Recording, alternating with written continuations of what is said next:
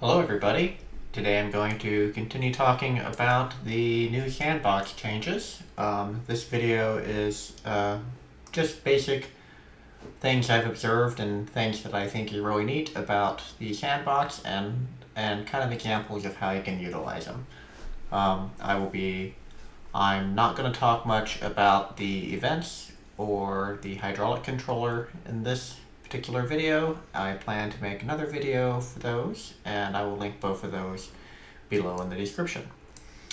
Alright, so this is a nice little level I created just for demoing or discussing this particular video. The first thing and probably the most significant change I'd like to talk about are the checkpoints. The checkpoints are indicated by the square flags right here. You have a car that's A, and then you have a flag here that's A, and then all the checkpoints will be labeled like A.1. To create a checkpoint, I click on a car, and then I go over here and I can click add. I go over here and then I click the create new checkpoint. Alright, and then a checkpoint appears over here right now, and I can drag this wherever I want. So say I want to go to this particular place. So both of these are A, and then this means I have to get to both of these checkpoints. And I have to do that before I go to this flag. And the particular checkpoints, I don't have to go in a specific order. I can go to A2 before I can go to A1. So, I will demonstrate right now. Currently, this is going to drive. It's got this checkpoint and it's going to drive completely over this one and ignore it. So, and then once I get to the flag, I failed the level. So that is obviously not what I want to do. So I'm going to try again, and I'm going to build a new bridge. Fortunately, I've already built that bridge. So I'm going to put that in here. I don't know why that is a split joint. And then now I'm going to play the level again, where it gets you both the checkpoints. So the cars here, it works the same way as they collide with the flags, but it's a little more important, I guess, for checkpoints, especially when you get to the checkpoint here. See, in order to activate this checkpoint, the wheels of the car have to touch any point on this flag. So if I was going to a high checkpoint, say this particular one here, say that was up here, let's put it actually there. I think that might even do it. Alright, so I think the car won't even trigger that one. So, oh, it did. Alright, so I'm going to make a liar out of me. Alright, so you see this one kind of grazes across the flag, but it doesn't hit it. And essentially you have to get the wheels to get a lot closer to it. And it's a lot more apparent with larger vehicles. But if you have to go up to get your checkpoint, then you have to get your wheels to hit it. Alright. Checkpoints also have a lot of other cool features that you can do. If I click on a checkpoint, then I get the options over here. I can start a sequence. Which I'll talk more about in the events video. I can stop the vehicle, or I can change the speed. So for instance, let's see, I only have one vehicle, but I'm going to go ahead and just add a hydraulic phase onto here. And then on this one, I'm going to stop the vehicle, which gives me a restart action, and I'm going to reconnect that. Then I'm going to create a hydraulic and just attach it to the bridge here. Alright, so what this will do is once it gets to this car, or this point, the car will stop, the hydraulics will occur, and then once it's done, the car will go again. So this gives you lots of options, because you can start the car at any other point, and so you can drive out to the middle of somewhere, you can lift the bridge, You can have it stop in the middle, do something, have another car go across, and then have that car complete its journey at another point in time. Another thing you can do is I might not, let's say I want to, instead of stopping the vehicle, let's get rid of this now. Uh-oh. Doing the wrong thing. So in checkpoint, you can also click the little button here to edit the checkpoint. So let's do that. Let's go over here. Have to click that, delete, and then say instead I want to change the speed. Now this here, when you click on the cars, the speed, you have a speed which is a percentage of its, I guess, its default speed. I can take this all the way up to like 500 here, or I can take that down to 100. When you go to the change speed option and the flag, this is a percentage of its current speed and not the end result speed that you have. So this can go from 20% to 200%. So I can double the speed, or I guess 1/5 of the speed. So I'm going to say I'm going to double the speed, and that means once this hits the flag, the car speed is going to change to 200%. All right, you can see it kind of sped up. Now it's got a little bit of a jump. All right. The other thing you can do is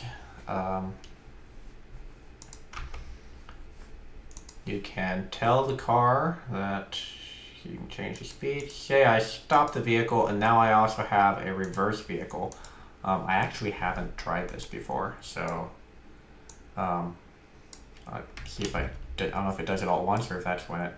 Okay, I'm guessing it must be after you start it up again. So let's just start the next one right away. Oh, it flipped over and decided to go the other way. All right, so that's pretty cool. So you can go over one way and then go back. I actually thought the car was gonna like drive backwards.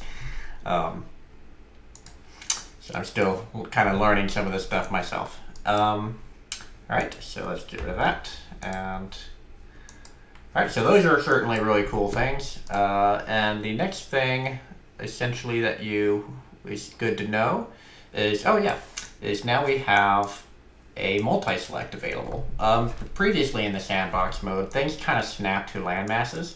So like this is the landmass, and if I drug it, then a lot of these things would move, but a lot of them wouldn't, and it was really difficult to make things work right.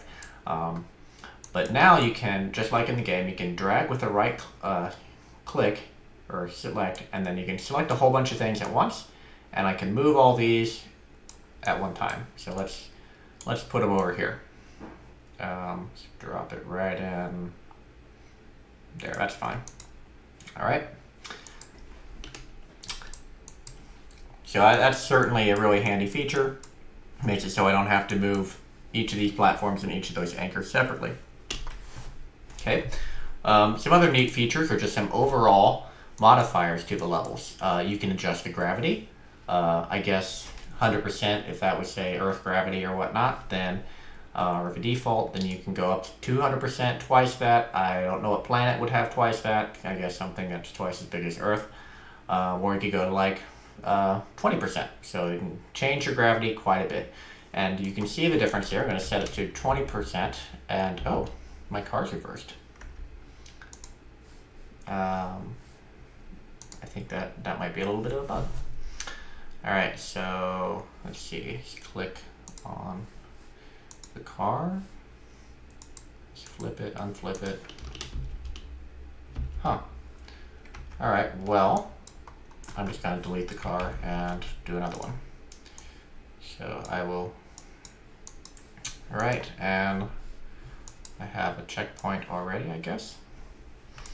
All right. So this video, I haven't released, this game hasn't been released yet, and I'm making this before it is, so I can share this with you as soon as it's made available. So some of these things might change. All right, and let's see, let's go. So right now I'm in moon gravity, so you should see this car jump quite a bit, and he's kind of a little light on his, oh. Did that finish on here? What is going on? Let's get rid of this checkpoint. Can I delete it?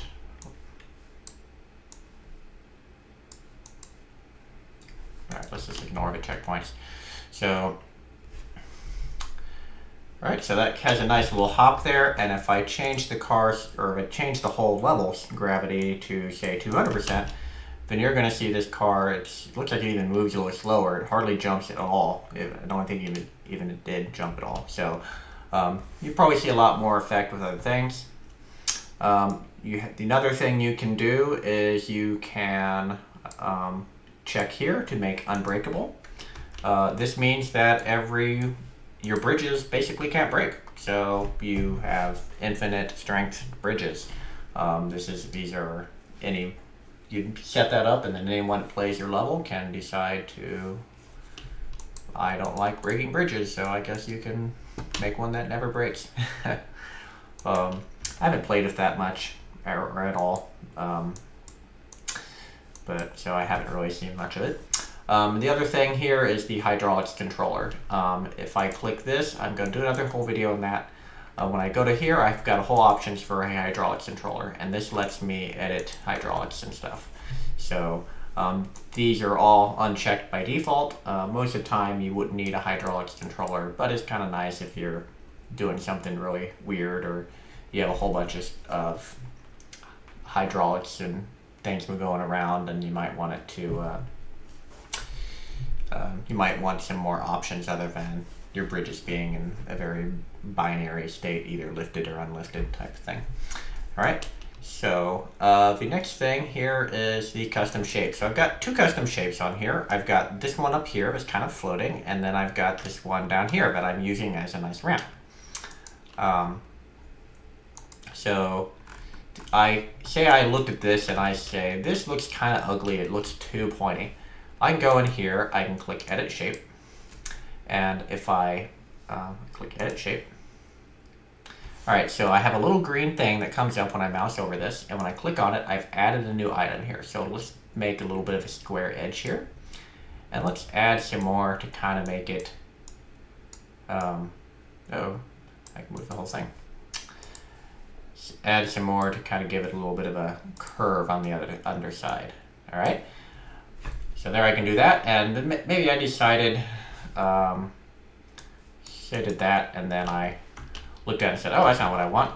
And I go back over here, I can click the shape again, I can click edit, and if I hold down the shift key while I click this, the little vertex here will highlight red. I click it, and then I remove that joint. So therefore, everything doesn't have to be a polygon. I click edit shape, I can go over here, I can make this a square if I want. I have to unclick this, and then I have to kind of move these into a different spot. All right. So another cool thing with the shapes that would certainly add some neat things is I go to here, I can make this a dynamic shape. And what that means is that this here will now move freely in the world. So now you can see it falls, and then the car here can't get through. All right. So then now that might be a challenge that I have, where I have to go through and I have to build a road here to catch the block. And now the road's not strong enough. So am I still on heavy gravity? That's probably why. No? All right. So I can set the mass of the object as well. So say I wanted this particular thing to work. I'll have to change it to 5, although the car might be able to push it at 5. So I might have had to instead move the road closer to the object. So my bridge here is a little low, kind of hit really nasty when it got on that. Whoa. All right, so a little graphic glitch, I guess. All right, so some other cool things is, let's click on the car. The car, I have, in addition to the speed, I can change the weight.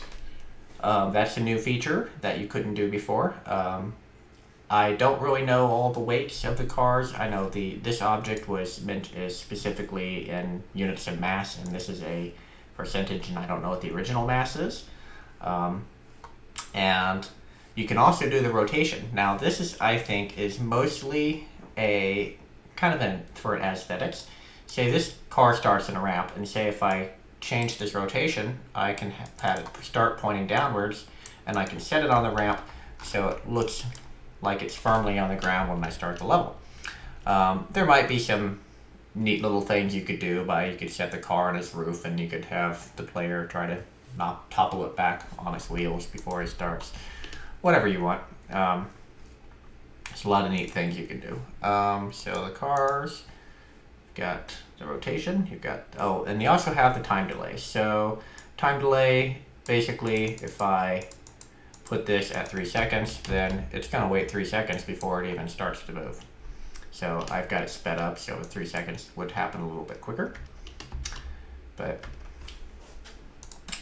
so those are all the things I've got here. Let's see, to check my notes. I got multi-select, unbreakable gravity, custom shapes, vehicle weights and rotation. All right, yeah. So those are basically the key things that I think. And then the event editor, you can watch that, and I'll talk about how all this stuff works. And the hydraulic controller, I'll talk about a lot of benefits in that and show you some cool examples.